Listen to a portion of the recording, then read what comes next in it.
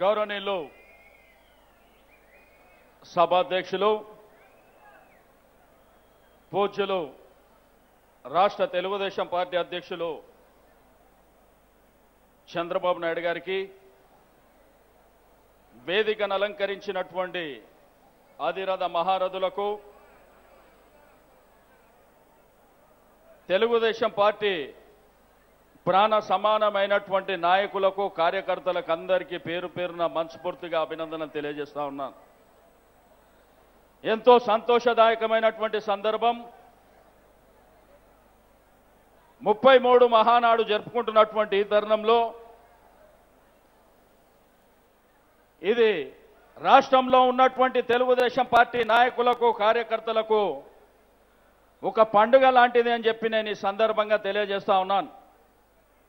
దివంగత నేత అన్న నందమూరి తారక రామారావు గారు 1982 సంవత్సరంలో తెలుగుదేశం పార్టీని స్థాపించి మరి ఆ రోజు నుంచి ఈ రోజు వరకు మహానాడు కార్యక్రమాన్ని మే 27, 28 మరి మన అన్నగారి పుట్టినరోజు సందర్భంగా ఎంతో బ్రహ్మాండంగా మరి యావత్ ఆంధ్రప్రదేశ్ రాష్ట్రంలో, తెలంగాణ రాష్ట్రంలో, ప్రపంచంలో ఉన్నటువంటి తెలుగు వాళ్ళందరూ ఎంతో ఘనంగా ఈరోజు పుట్టినరోజు కార్యక్రమాన్ని జరుపుకుంటున్నటువంటి తరుణం.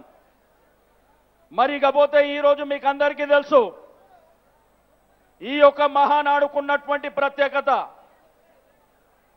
2 రాష్ట్రాలు ఏర్పడిన తర్వాత జరిగేటువంటి మహానాడు కార్యక్రమం. మరి నిన్న కానీ ఈ రోజు కానీ ఎంతో బ్రహ్మాండంగా మహానాడు పండుగ వాతావరణాన్ని ఈరోజు ఇక్కడ ఉన్నటువంటి మనమందరం మరి టీవీల్లో, పేపర్లో చూస్తున్నటువంటి తెలుగు ప్రజలందరూ ఎంతో గర్వపడే విధంగా ఈ కార్యక్రమాన్ని నిర్వహిస్తున్నటువంటి విషయం మీకు అందరికీ తెలుసు. మరి ఇకపోతే తెలంగాణ మేనిఫెస్టో విషయంలో దివంగత నేత ఎన్టీ రామారావు గారు ఆ రోజు పటేల్ పట్వారీ వ్యవస్థని రద్దు చేసి ఒక సామాజిక న్యాయం చేయాలన్నటువంటి ఉద్దేశంతో మండల్ వ్యవస్థని 1987 సంవత్సరంలో తీసుకురావడం జరిగింది. మరి ఆ రోజే నిజమైనటువంటి ప్రజాస్వామ్యం వచ్చినటువంటి విషయం నేను ఈ సందర్భంగా తెలియజేస్తా ఉన్నాను. హరిజన, గిరిజన, బడుగు బలహీన వర్గాలు, మైనారిటీలకు రాజకీయ చైతన్యం కల్పించింది అన్న ఎన్టీ రామారావు గారు అని చెప్పి నేను ఈ సందర్భంగా తెలియజేస్తా ఉన్నాను. మరి ఆ రోజు మండలి వ్యవస్థ తీసుకొచ్చినటువంటి సందర్భంలో ఎంతో మందికి రాజకీయ రిజర్వేషన్లు రావడం జరిగింది. మరి ఈ రోజు జరిగినటువంటి 2 రాష్ట్రాల ఎన్నికల్లో మరి ఆ తదుపరి జరిగినటువంటి కార్యక్రమాల్లో భాగంగా మన నాయకులు చంద్రబాబు నాయుడు గారు ఆంధ్రప్రదేశ్ రాష్ట్రానికి ముఖ్యమంత్రి అయిన తర్వాత హైదరాబాద్ జంట నగరాలు కానివ్వండి, మరి ఆంధ్రప్రదేశ్ రాష్ట్రం కానివ్వండి, ప్రపంచం గర్వించేదగ్గ విధంగా అభివృద్ధి కార్యక్రమాలు చేపట్టడం జరిగింది. మరి ఆ తర్వాత జరిగినటువంటి పరిణామాలు మీకు అందరికీ తెలుసు. తెలంగాణ సెంటిమెంట్ రావడం, మరి 2 ప్రాంతాలలో కూడా నానా రకాలుగా ఇబ్బంది జరిగినటువంటి విషయం మీకు అందరికీ తెలిసిందే. మరి ఆ తర్వాత తెలంగాణ రాష్ట్రం, ఆంధ్ర రాష్ట్రం ఏర్పడిన తర్వాత తెలుగు వాళ్ళందరూ అన్నదమ్ముల్లాగా ఉండాలనేటువంటి ఏకైక నినాదంతో తెలుగుదేశం పార్టీ ముందుకు వచ్చినటువంటి విషయం నేను ఈ సందర్భంగా గుర్తు చేస్తా ఉన్నాను. మరి గతంలో అనేక సందర్భాల్లో చెప్పడం జరిగింది, 2 రాష్ట్రాలు ఏర్పడితే ఒక రాష్ట్రంలో ప్రభుత్వం వస్తే రెండో రాష్ట్రంలో తెలుగుదేశం పార్టీ కార్యకర్తల్ని, తెలుగుదేశం పార్టీని రక్షించుకుంటామని చెప్పి మరి ఈరోజు అదే పరిస్థితులు రావడం జరిగిందని చెప్పి నేను ఈ సందర్భంగా తెలియజేస్తా ఉన్నాను. ఈరోజు ఆంధ్రప్రదేశ్ రాష్ట్రాన్ని దశ దిశ నిర్మాణం చేయాలంటే అది ఒక్క చంద్రబాబు నాయుడు గారి వల్లనే సాధ్యమవుతుందని చెప్పి సీమాంధ్ర సంబంధించినటువంటి ప్రజానీకం బ్రహ్మాండమైనటువంటి మెజారిటీ ఇచ్చి వారిని ముఖ్యమంత్రి చేయడం జరిగింది. ఇక తెలంగాణ విషయానికి వచ్చినప్పుడు మేము 15 మంది శాసనసభ్యులం గెలవడం జరిగింది. మేము ఇంతకంటే ఎక్కువ గెలుస్తామని చెప్పి మేము ఎక్స్పెక్ట్ చేయలేదు. ఎందుకంటే ఒకళ్ళేమో తెలంగాణ ఇచ్చినామని, ఒకళ్ళేమో తెలంగాణ తెచ్చినామని. మరి ఆ రెండు నినాదాలతోనే తెలంగాణ రాష్ట్రంలో ఎన్నికలు జరిగినటువంటి పరిస్థితి. తెలంగాణ ప్రాంతంలో పల్లె పల్లె అభివృద్ధి జరిగింది. మరి తెలంగాణలో ఇరిగేషన్ కానివ్వండి, మరి ఆ ప్రాంతంలో స్కూల్స్ కానివ్వండి, హాస్పిటల్స్ కానివ్వండి, గ్రామాల అభివృద్ధి జరిగినాయంటే అది తెలుగుదేశం ప్రభుత్వ హయాంలోనే జరిగినటువంటి విషయాన్ని నేను ఈ సందర్భంగా తెలియజేస్తా ఉన్నాను. ఇకపోతే కేసీఆర్ గారు మాట్లాడుతున్నారు. కేసీఆర్ గారు నిన్న మొన్న మాట్లాడినప్పుడు ఇది ఆంధ్ర పార్టీ, ఈ ఆంధ్ర పార్టీ తెలంగాణలో మనగడ ఉండదు అని చెప్పి. బిడ్డ కేసీఆర్, మా దగ్గరనే చదువుకొని పోయినావు కదా, ఇదే చంద్రబాబు నాయుడు గారి దగ్గర ఉండే కదా పాఠాలు నేర్చుకుంది. కేసీఆర్ నిజమైనటువంటి రాజకీయ నాయకుడైతే ఫస్ట్ ఫోటో పెట్టుకోవాల్సింది చంద్రబాబు నాయుడు గారిదని చెప్పి నేను ఈ సందర్భంగా తెలియజేస్తా ఉన్నాను. మాది ఆంధ్ర పార్టీ అంటే నీ టీఆర్ఎస్ లో ఉన్నటువంటి ఆ 80% రాజకీయంలో ఉన్నటువంటి మీ ఎమ్మెల్యేలు, ఎంపీలు, అది మా తెలుగుదేశం పార్టీ అవునా కాదా ఒక్కసారి మీరు ఆత్మవిమర్శన చేసుకోవాలని చెప్పి నేను ఈ సందర్భంగా తెలియజేస్తా ఉన్నాను. కోదండరాం గారు చెప్తారు ఆంధ్ర వాళ్ళ పెట్టుబడులు వద్దని చెప్పి. పెట్టుబడులకు ఆంధ్ర, తెలంగాణ, లేకపోతే తమిళనాడు, కర్ణాటక, అమెరికా అని ఉంటుందా? మరి ఆయన్నేమో ప్రొఫెసర్ అంట. కనీసం ఇంగిత జ్ఞానం ఉండాలి. మనకు వచ్చినటువంటి రాష్ట్రాన్ని అందరి సహకారంతో ఏ విధంగా అభివృద్ధి జరగాలనో అది ఆలోచించాలి. కానీ ఆంధ్ర పెట్టుబడులు, మరి ఇది ఆంధ్ర వాళ్ళ పార్టీ. నేను ఈ వేదిక ద్వారా కేసీఆర్, టీఆర్ఎస్ పార్టీకి ఛాలెంజ్ చేస్తున్నా. మాది ఆంధ్ర పార్టీ, తెలంగాణ పార్టీ, తెలుగు వాళ్ళ పార్టీ.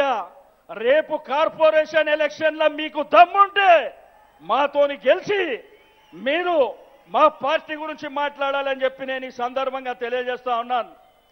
నేను ఎలక్షన్ల ముందే చాలా సందర్భాలలో మా తెలంగాణకు సంబంధించినటువంటి నాయకులకు చెప్పిన, హైదరాబాద్లో మేము 10 సీట్లు గెలుస్తాం, మీరు ఒక్క 20 సీట్లు గెలవండి, ఎట్లా ప్రభుత్వాన్ని నడిపిస్తాడో మేము చూస్తామని చెప్పి ఆ రోజు చెప్పినటువంటి విషయాన్ని నేను ఈ సందర్భంగా గుర్తు చేస్తా ఉన్నాను. మరి నిన్న మొన్న మన నాయకులు చెప్పినట్టు వార్ రూమ్ పెడతా అంటాడు. ఆయననే వాళ్ళ కుటుంబానికి అందరికీ పదవులు ఇవ్వాలి. ఎప్పుడు 63 సీట్లు వచ్చినాయి, ఆ ప్రభుత్వం కూలిపోతుంది అనేటువంటి భయంతో ఎంఐఎం వాళ్ళ దగ్గర పోయి కాళ్ళ బేరం చేసుకొని వాళ్ళ సపోర్ట్ తీసుకుని ఈ హైదరాబాద్ సిటీలో ఎంఐఎం వాళ్లకు అధికార పార్టీ అండలేకపోతే వీళ్ళకేమో మనుగడ ఉండదు. మరి ఇటువంటి కుళ్ళు కుతంత్రాల రాజకీయాలు చేసి తెలంగాణలో మరి సర్వేవల్ కావాలని చెప్పి అనుకుంటా ఉన్నారు. మేము 15 మందిమే ఉండొచ్చు, మీరు ప్రభుత్వాన్ని పద్ధతి ప్రకారం నడిపిస్తే, మీరు పెట్టినటువంటి మేనిఫెస్టోని మీరు ప్రాపర్గా అమలు చేయగలిగితే మేము సహకరించడానికి సిద్ధంగా ఉన్నాం. మీరు అధికారం కోసం అనేకమైనటువంటి వాగ్దానాలు చేసిండ్రు. ఒక్కవేళ మీరు ఆ వాగ్దానాలను గిట్ట ఇంప్లిమెంట్ చేయకపోతే మీరు అసెంబ్లీ ఎట్లా నడిపిస్తారో మేము కూడా చూస్తామని చెప్పి నేను ఈ సందర్భంగా తెలియజేస్తా ఉన్నాను. నేను గతంలో అనేక సందర్భాలలో చెప్పడం జరిగింది, హైదరాబాద్ మాది మాది అంటున్నారు. హైదరాబాద్ మాది, తెలుగుదేశం పార్టీ నిర్మాణం చేసినటువంటిది హైదరాబాద్. కాబట్టి హైదరాబాద్లో ఏదన్నా హక్కు ఉందంటే అది ఒక్క తెలుగుదేశం పార్టీకే ఉందని చెప్పి నేను ఈ సందర్భంగా తెలియజేస్తా ఉన్నాను. చంద్రబాబు నాయుడు గారి కష్టానికి ఫలితమే ఈ హైదరాబాద్ అని చెప్పి నేను ఈ సందర్భంగా తెలియజేస్తా ఉన్నాను. కృష్ణా జలాలు తీసుకొచ్చింది చంద్రబాబు నాయుడు గారు, ఫ్లైఓవర్లు నిర్మించింది చంద్రబాబు నాయుడు గారు, గాంధీ హాస్పిటల్ కట్టించింది చంద్రబాబు నాయుడు గారు, హైటెక్ సిటీ కట్టించింది చంద్రబాబు నాయుడు గారు.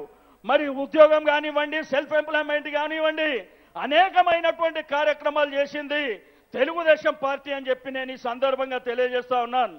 ఈరోజు టీఆర్ఎస్ వాళ్ళకి అధికారం రాగానే విర్రవీగి మాట్లాడుతూ ఉన్నారు, అనేకమైనటువంటి అంశాలు మాట్లాడుతూ ఉన్నారు. వాళ్లకు కనీసం సిగ్గు సీము నెత్తురేమన్నా ఉంటే తెలుగుదేశం పార్టీని ఆంధ్ర పార్టీ అని ఏ నోరుతోని కేసీఆర్ గారు అంటున్నారో ఒక్కసారి నీ గుండె మీద చేసుకొని ఒక్కసారి నువ్వు 20 సంవత్సరాలు వెనక్కి తిరిగి చూడు. బిడ్డ ఏడ చదువుకొని ఎక్కడికి వచ్చినవో ఒక్కసారి ఆలోచించాలని చెప్పి నేను ఈ సందర్భంగా తెలియజేస్తా ఉన్నాను. కాబట్టి సోదరులారా, మన చంద్రబాబు నాయుడు గారికి ఆంధ్రప్రదేశ్ రాష్ట్రానికి ముఖ్యమంత్రి అయినప్పటికీ తెలంగాణ అభివృద్ధి చేసేటువంటి, తెలంగాణ కోసం పోరాటం చేసేటువంటి హక్కు మన నాయకునికి ఒక్కనికే ఉంది. కేసీఆర్ గారేమో ఆంధ్ర రాష్ట్రానికి రాలేడు. మన నాయకుడు అక్కడ రావచ్చు, ఇక్కడ రావచ్చు. ఇక్కడ అభివృద్ధి చేసిండు, అక్కడ అభివృద్ధి చేసిండు. కాబట్టి 2019 తప్పకుండా తెలుగుదేశం పార్టీని అధికారంలోకి తీసుకురావడానికి మా సాయశక్తుల కృషి చేస్తామని చెప్పి నేను ఈ సందర్భంగా తెలియజేస్తా ఉన్నాను. మరి ఈ తెలంగాణ రాష్ట్రం లోపల చాలా మంది శాసనసభ్యులకు పోటీ చేసి ఓడిపోయినటువంటి మిత్రులు ఉన్నారు. మరి అదేవిధంగా పార్లమెంటుకు పోటీ చేసి ఓడిపోయినటువంటి మిత్రులు ఉన్నారు.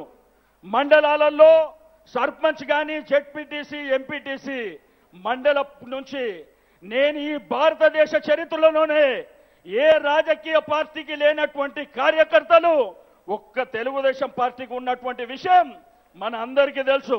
తెలంగాణలో ఉన్నటువంటి తెలుగుదేశం పార్టీ నాయకులకు, కార్యకర్తలు మీరు అధైర్యపడవద్దని చెప్పి నేను ఈ సందర్భంగా తెలియజేస్తా ఉన్నాను.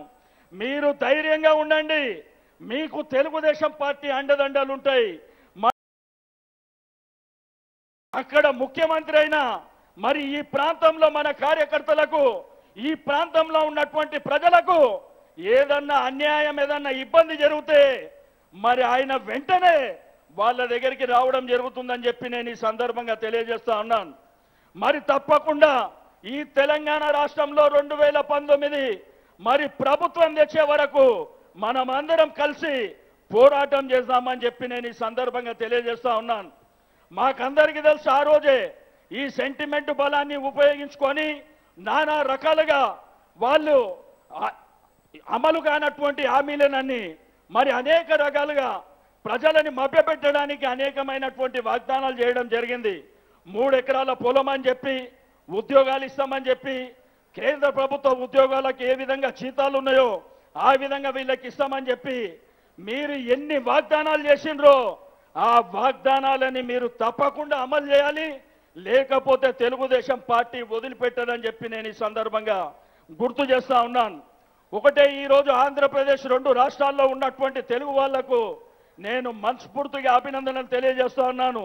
ఈ రాష్ట్రాలు బాగుపడాలన్నా, అక్కడ ఏ విధంగా అయితే ఆంధ్రప్రదేశ్ రాష్ట్రం లోపల ఆ యొక్క రాష్ట్రాన్ని నిర్మాణం చేయాలంటే, అక్కడ ఒక క్యాపిటల్ సిటీ రావాలంటే, ఒక అసెంబ్లీ రావాలంటే, అక్కడ ప్రభుత్వ బిల్డింగ్స్ రావాలంటే చంద్రబాబు నాయుడు గారు వస్తేనే అవి అభివృద్ధి జరుగుతాయని చెప్పి ఎట్లయితే ఓటేసిండ్రో 5 సంవత్సరాల తర్వాత ఈ తెలంగాణ ప్రాంతంలో చంద్రబాబు గారి నాయకత్వం ఉంటేనే మేము తెలంగాణలో ఉంటాము అని చెప్పి అదే మట్టి మీద అటువంటి వాగ్దానమే రేపు భవిష్యత్తులో ప్రజల నుంచి ఆ డిమాండ్ రావడం జరుగుతుందని చెప్పి నేను ఈ సందర్భంగా గుర్తు చేస్తా ఉన్నాను.